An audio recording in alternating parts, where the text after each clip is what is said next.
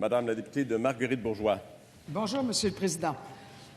Monsieur le Président, la situation des femmes sans-abri et itinérantes est très préoccupante. Elles sont parmi les plus négligées de notre société.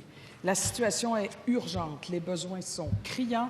Doit-on rappeler qu'en 2018-2019 uniquement, ce sont 40 458 nuitées dans 5 centres d'hébergement pour femmes itinérantes qui ont dû être refusées à Montréal seulement, faute de place.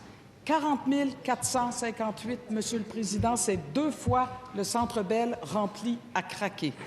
Les femmes itinérantes sont les plus vulnérables de notre société. Elles vivent dans une pauvreté extrême. Elles sont souvent aux prises avec des problèmes de santé mentale, de consommation, de violences chroniques. Mais elles sont invisibles. Elles marchent dans les lieux publics avec leur vie dans leur chariot d'épicerie, tentant de se fondre à la foule. L'aide récente annoncée d'1 million de dollars est nettement insuffisante. Monsieur le Président, est-ce que la ministre de la Condition féminine entend enfin agir pour améliorer le... Monsieur le ministre de la Santé et des Services sociaux. Monsieur le Président, ma collègue soulève effectivement un dossier très important. Et d'ailleurs, je veux tout de suite dire que nous avons rencontré la semaine dernière mes collègues et moi, la ministre de la Sécurité publique, la ministre de la Condition féminine aussi est très impliquée dans le dossier, la ministre de la Justice.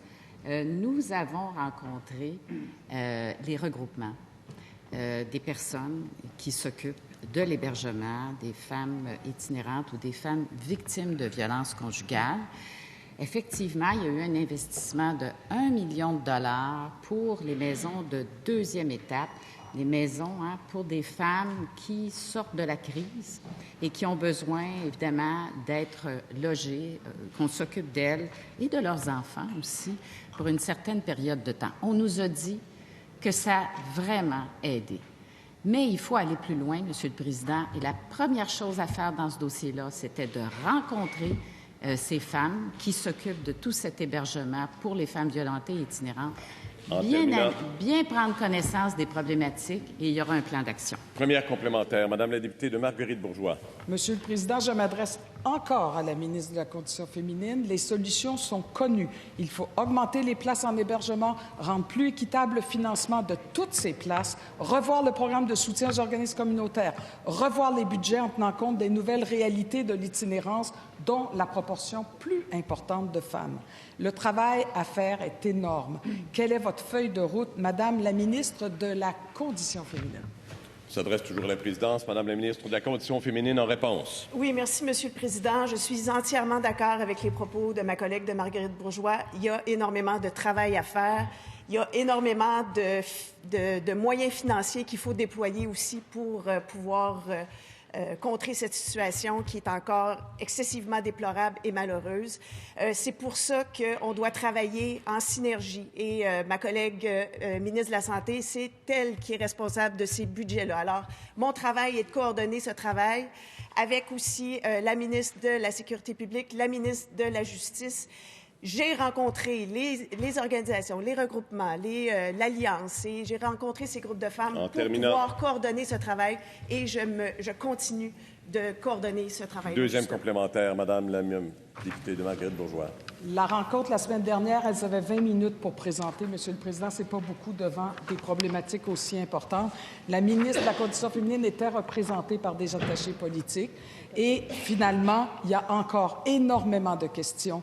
Les nuits sont déjà glaciales, l'hiver sera très long, les refuges déborderont encore et encore. Il manque de tout, Monsieur le Président. La ministre de la Condition féminine doit se faire entendre. Elle doit s'occuper des femmes vulnérables, elle doit se battre pour elles. Il reste quelques mois avant le prochain budget. Madame la ministre de la Condition féminine. Oui, merci, Monsieur le Président. Donc, effectivement, la rencontre a eu lieu la semaine dernière. Ce sont mes attachés qui étaient présents parce que j'étais en mission à Paris. Et ne voulant pas, voyant l'urgence de la situation, Je n'ai pas voulu retarder cette rencontre-là qui est si importante parce que je n'étais pas présente. Puis encore une fois, mon travail, c'est de justement organiser ces rencontres et je me suis assurée que ce moment-là était disponible et que ma collègue à la santé, à la justice et à la sécurité publique puisse rencontrer ces groupes. Pour ma part, j'ai rencontré tous ces groupes. On a eu beaucoup plus que 20 minutes. J'ai visité des centres d'hébergement aussi. Alors, je peux vous assurer que nous faisons le travail et que ma voix est entendue auprès de mes collègues de tous les ministères.